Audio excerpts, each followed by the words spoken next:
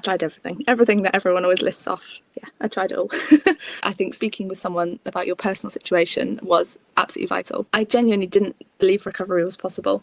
Like, it just hit me out of the blue, and it was so intense and traumatic, and it felt like every waking minute my brain was just torturing itself with horrific predictions about the future, horrific predictions for my family, and I just couldn't handle it. I didn't know what to do, and it was absolutely terrifying. And I firmly believed that was it. I think when you're in it, you just cannot see any way clear of being free. And you hear all these stories of people that are the other side of it, and they're all smiling. It seems so impossible. I mean, it sounds so cliche, but it isn't. I have walked it very slowly, but manageably. It wasn't horrific. It wasn't terrifying, the recovery. Once I actually got my head around it and kind of relaxed into the journey, it was manageable. And I thought I had years and years of kind of torture ahead of me to recover, and I didn't. And I don't think anyone does. I think actually it can be a journey of self-discovery and learning your own mind better. And yeah, it doesn't have to be horrific and terrifying, but I know it is when you're in it. But you will, I think you have to recover. I think once you understand it and start living again, it just happens. My heart goes out to anyone. It's horrific, but you will recover. There's no doubt about it. Hi, everyone, and welcome to yet another really special Talking Insomnia episode. We have Tabby with us. Welcome. Thank you so much. It's really good to be here. So nice having you here. And just so the audience knows, you sent an email saying that you're willing to share your story, and you're actually also interested in the sleep coach certification program, which we'll talk about separately. But for now, we want to hear about your story of leaving the insomnia struggle. So when did it start? When did you start having trouble sleeping, Tabby? So I started having trouble sleeping straight after my baby was born, pretty much. About a year and a half ago now. Pretty much straight away. I had a couple of nights of no sleep due to being in early labour. And what I should have done is put the telly on and relax, but I was panicking that if I don't sleep, I'm not going to push this baby out. So I started to really worry about it. Then I had my baby, everything was fine. Had a night in hospital, as I think many people do, which of course is very difficult to sleep in a hospital. And then I went home and didn't sleep for a couple of nights because I had a newborn baby. And at this point, I remember kind of thinking, this is a bit strange. Why am I not sleeping? It was sometimes all nights. It was quite severe. But then things got a little bit better for a while, and I thought, panic over. And enjoyed having a new baby, but obviously the fear had been sown. And that's really where it all started for me. I hear. And I wanted to ask you, you said you had one night where you didn't sleep much, and you were like, oh my gosh, if I don't sleep enough, I'm not going to be able to push this baby out. Yeah. Had somebody told you like it's important to sleep, or do you think that came kind of like from your own mind, some idea from your own mind? I think it's my first baby, so I was very anxious about the whole thing. So I've been reading any book I could get my hands on. And something I heard repeated a lot was kind of, you need to be well rested, and it's important to sleep and to rest on the run up. And if you can in labour, get some rest. And it wasn't like a burning, worry, but I just remember having this niggling in the back of my mind because it was a couple of days of zero sleep before I gave birth. But it turns out, the baby's coming out, sleep or not. So lesson learned. Yes, very valuable for anyone out there to hear. And then you have your baby, and it sounds like there was both an element of like, all of us who have a newborn, we sleep little, but there were also kind of an element of insomnia already there. There was already kind of a concern about not sleeping that kept you awake, soon after having a baby, right? Yeah, I think we were living in a lovely little flat, but it had very thin walls. So I was really worried about the neighbours being awake with the baby crying. My husband was finishing his degree. I was worried about him not sleeping. It actually wasn't me not sleeping at all, but there are quite a few factors that I was concerned about regarding sleep. And I was anxious about the baby. So there was a whole combination of things. But yeah, I mean, it was more than just, I definitely remember thinking, why aren't you sleeping? Everyone else is asleep. Just go to sleep. And that, I guess, was where it really kind of just the seed was sown of, oh, hang on, this is a bit scary. Yes, I hear. And now, typically in this part of the story, our guest will start trying things to sleep, like experimenting with this. And was that what happened next for you, or what happened next in your story? So next, I'm thinking back. So next we actually had to move a couple of weeks after my baby was born. We had to pack up our flat and move back in with my family, which I was really looking forward to. And things have been a bit easier for a couple of weeks, actually. I've been sleeping as a new mum would, a few hours here and there. And actually, it was bizarrely when we got home that things really ramped up. I think in hindsight, because I'd been so looking forward to having some help, like my dad had promised, when you get back, I'll have the baby for a night and you can sleep. And it was that night where I was thinking, why aren't I falling asleep? This is like my one opportunity. And then the second night after that was my first all-nighter. So that's actually, I had a couple of weeks of it being better, but then when I got home, it got really bad. I just absolutely panicked. I tried everything that everyone always lists off. Yeah, I tried it all.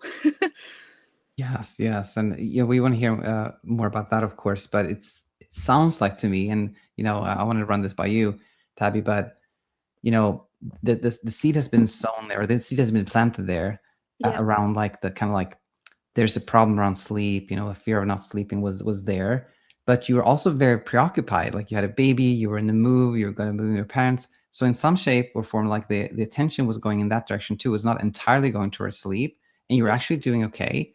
Yeah. And then you move back and your dad is helping you with the baby. And now it's like, now there's no excuse, quote unquote. I shouldn't be sleeping.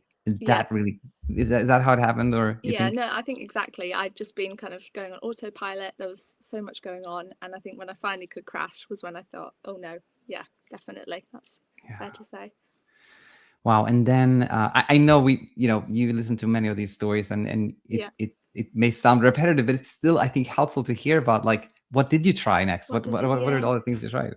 I think the first thing I jumped on was medication, which actually far later down the line was a real help for me. But at this stage, it was just like panicked, sporadic. I'd be given 5 days worth of tablets and I'd try and make them last for 6 weeks. So there was no consistency. It was all like really stressful. And then I tried, supplements, teas, pillow spray, like everything, which I deep down, I didn't think it was going to work. But medication for me was the one that I was really like desperately and just randomly trying everything. And that happened quite early on. And that was no help at that stage. I hear. And what were the nights like at this point? Was it like a lot of all-nighters, or was it like in and out, or was it some night you slept okay, some night you didn't? What was it like? What were the nights like in this phase? Yeah, so I mean, to begin with, it was all-nighters, and then I'd have a night where I'd get kind of 3-4 hours, and then it'd probably another couple of all-nighters. And at this stage, they definitely were all-nighters because I wasn't in bed all night like I was. I gave myself no chance. Weird, isn't it? You think how I expected to sleep when I was running around the house. I don't know, but So at this stage, it was all-nighters, and then definitely there was some of that hypersleep, I think you call it, a bit further along the line, and then some nights of a couple hours.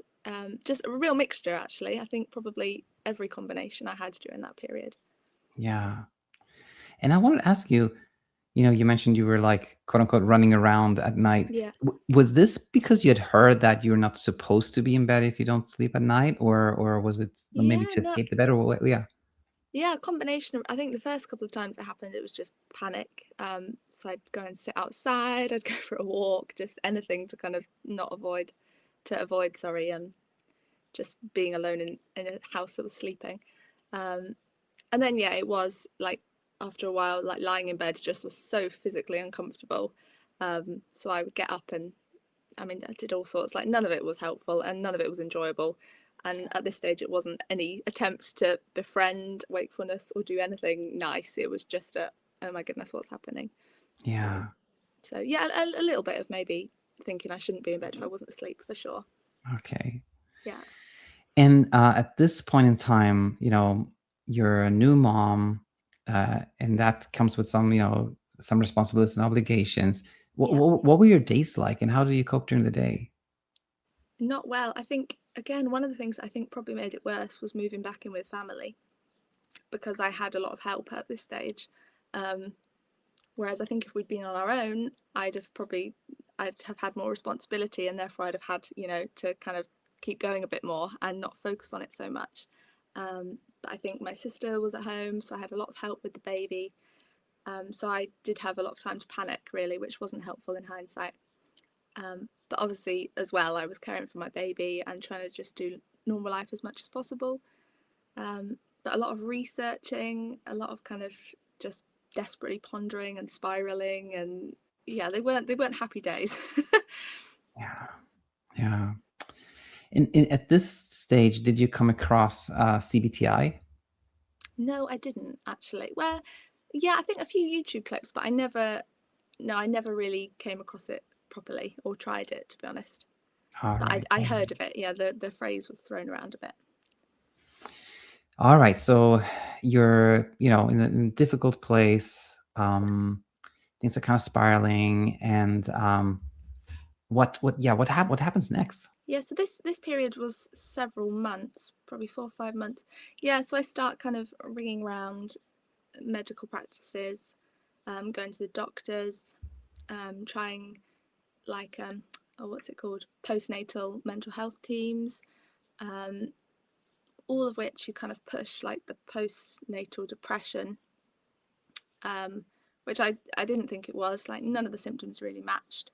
But I was, I didn't really know. I'm not a professional. I was just kind of agreeing with whatever was said to me.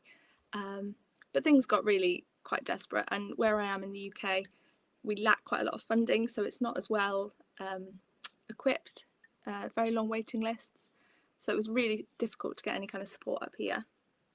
I did in this period come across your work, which again later on was absolutely vital, but at this stage I was just in such a blind panic. I don't think I even had the headspace to kind of even listen to what it was, the coaches were saying. And when it did sink in, it was just, oh my goodness, I need something that fixes this quicker. I can't do this. Which again, it just obviously fueled that panic and that nothing's going to work sense. Yeah, so it was a very difficult few months. Nothing seemed to be working, and I was trying everything. And then we moved back to where we were before we moved with the baby. We'd moved home for summer because we were both studying. And that's when I finally was seen by kind of perinatal mental health teams.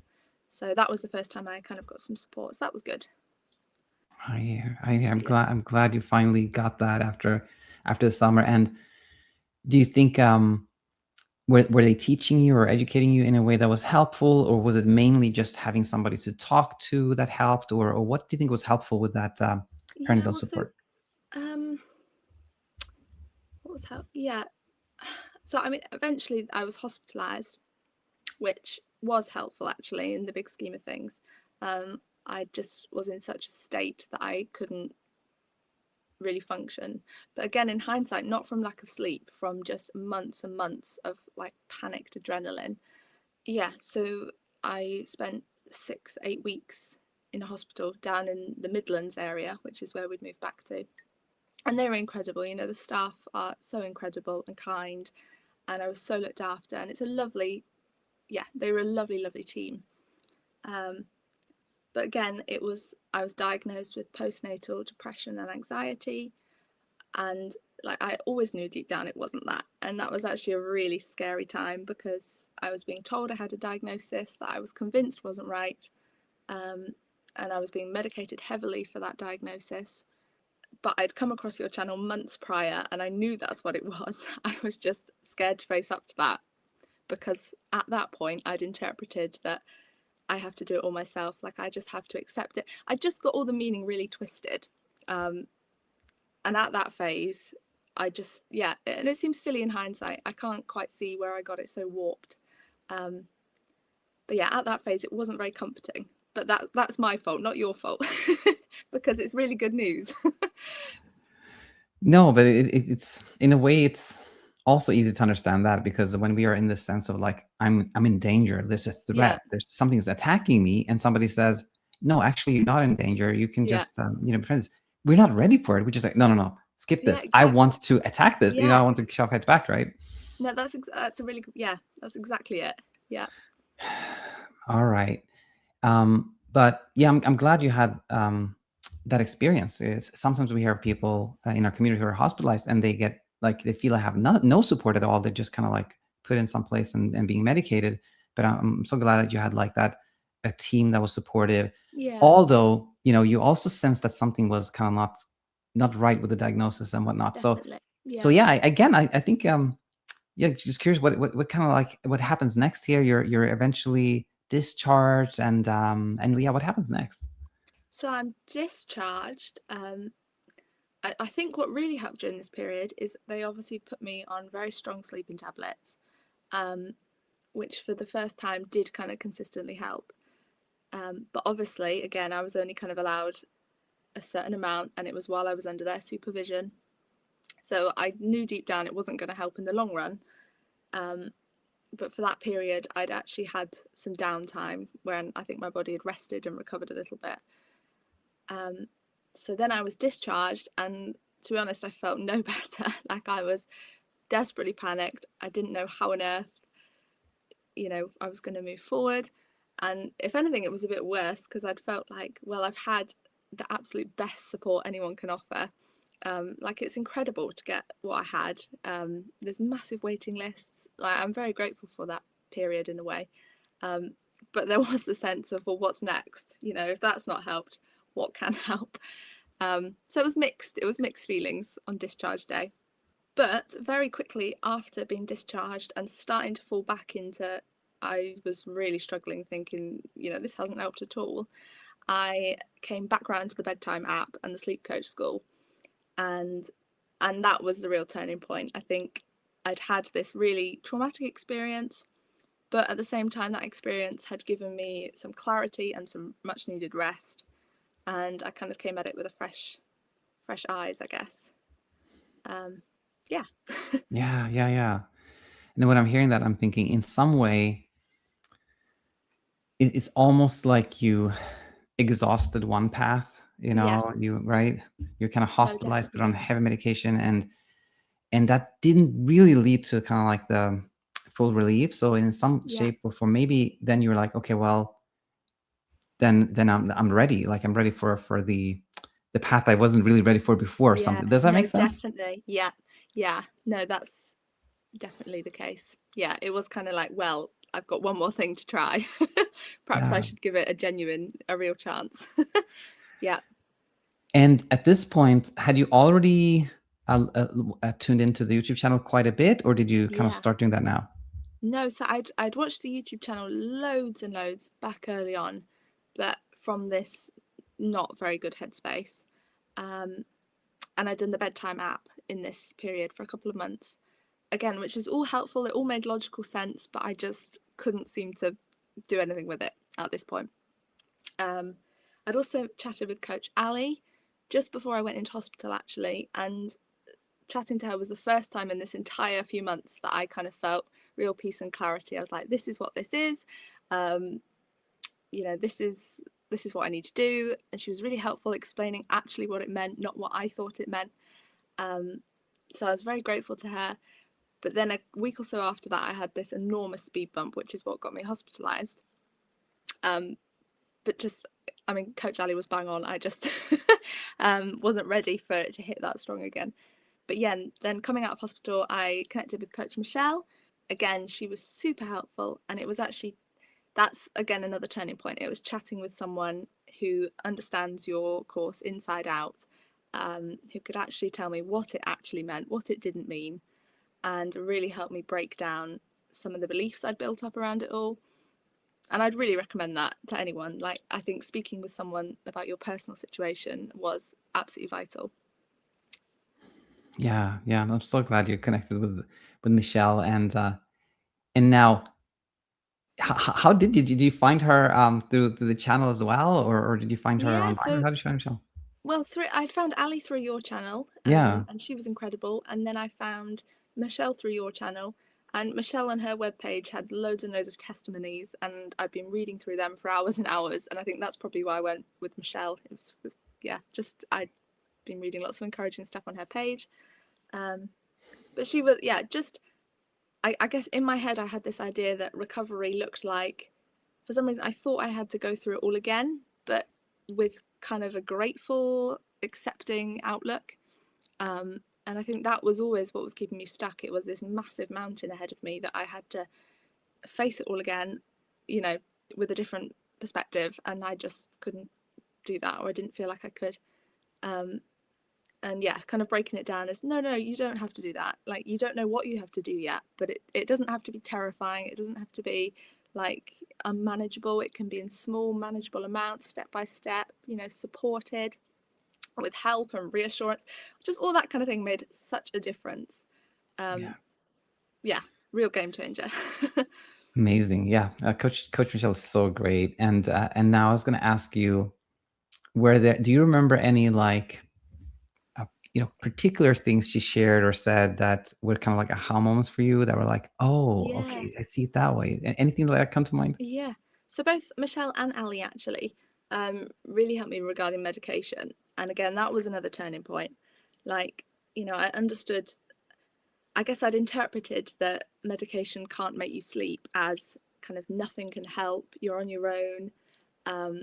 So really helping reframe that yes, no medication can make you sleep, but it can help take that break off, you know, soften the experience, allow you to accept things more easily. You know, it can make you drowsy essentially.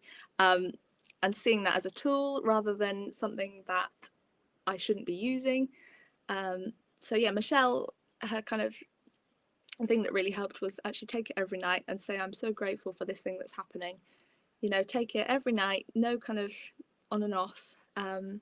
And game changer. Like, very quickly, my body started to settle into that routine, and to kind of, I began to trust myself to sleep, that my body is doing the sleep, but what I'm taking is just helping and making that a little bit easier for now.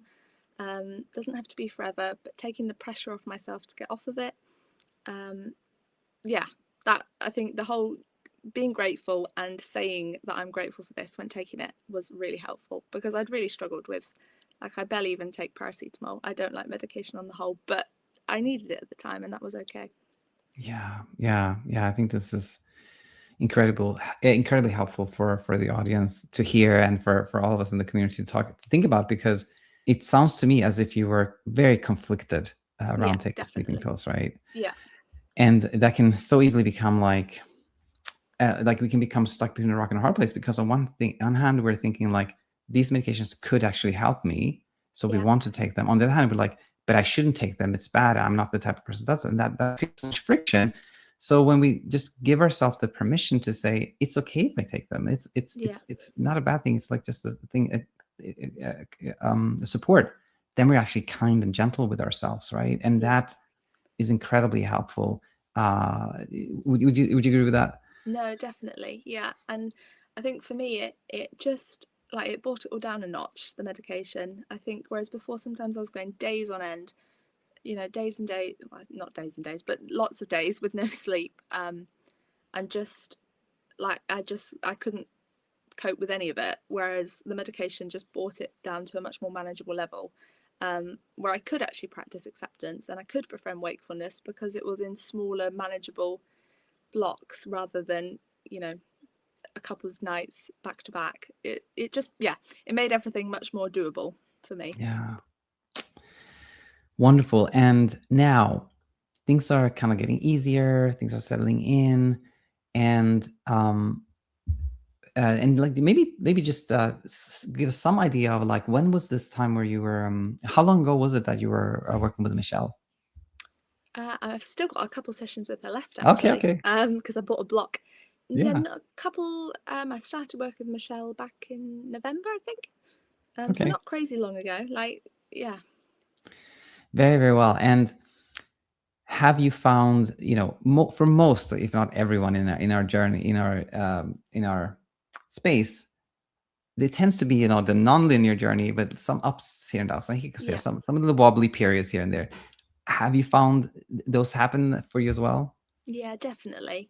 I think the fear was so horrendous for those months, and like, I think that really gets ingrained in your system, doesn't it? And I think it takes a long time to work its way out.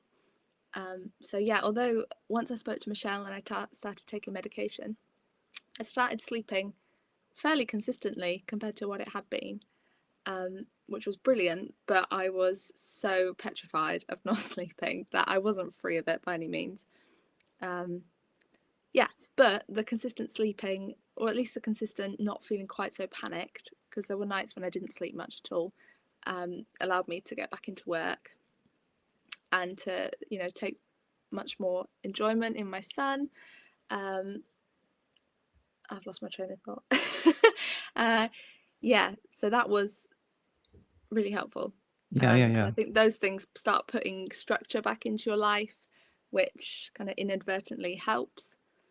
But it was a long time, and there were lots of speed bumps and lots of no all-nighters, which I feel very fortunate that I've recovered with no all-nighters, because they really terrified me, but they don't anymore, even though I've not done them, which I think's bizarre, because I thought to get over it I would have to do 3 back-to-back all-nighters to kind of show there was no fear, but I didn't, and I'm genuinely not scared of it happening.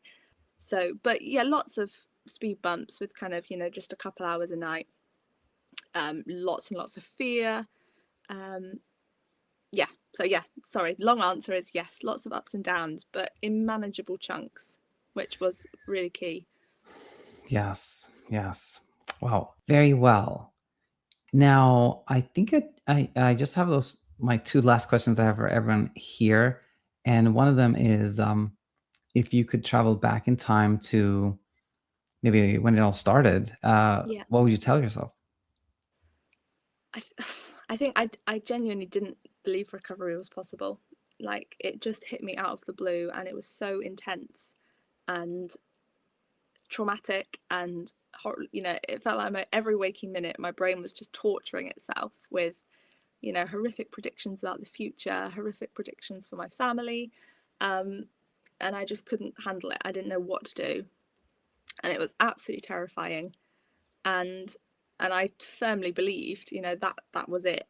I think when you're in it, you just cannot see any way clear of being free, and you hear all these stories of people that are the other side of it, and they're all smiling, and it seems so impossible, but it I mean, it sounds so cliche, but it isn't. Like, I have walked it very slowly but manageably. It wasn't horrific, it wasn't terrifying, the recovery.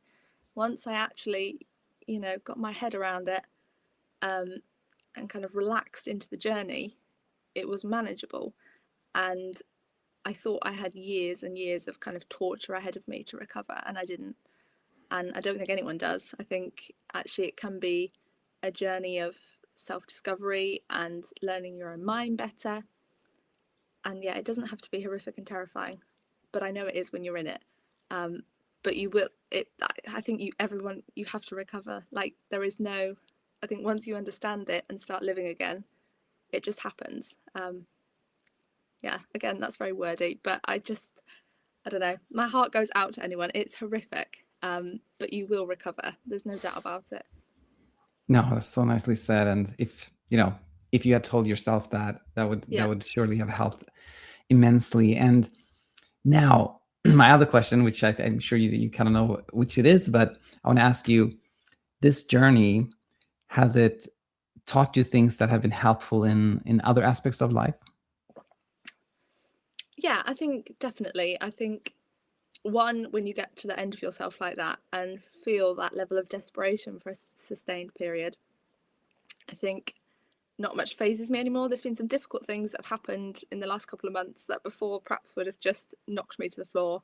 But they're just, they're kind of, I'm just so grateful to be alive and, living my life again, that actually nothing else is really, yeah, they're external things. And I think when you've battled with something that's so internal, anything that's external feels much more manageable. Yeah, and I think just patience, maybe learning to be patient, learning that things take time, trying to enjoy the journey rather than being desperate to reach the destination all the time. And that's something I've always struggled with. So, yeah, definitely. But it's a difficult way to learn those things. Yeah, yeah, it's another thing that is, You mentioned the word cliche, and it may sound cliche, but the most valuable lessons in life are hard to come by. Like they don't come to us easily. So no, definitely. all right, well, yeah, thanks so much, Tabby, for sharing your journey with us. It's going to help so many. So I'll say thank you for again, having thank me you. and for all your it's really incredible everything you're doing. Very grateful.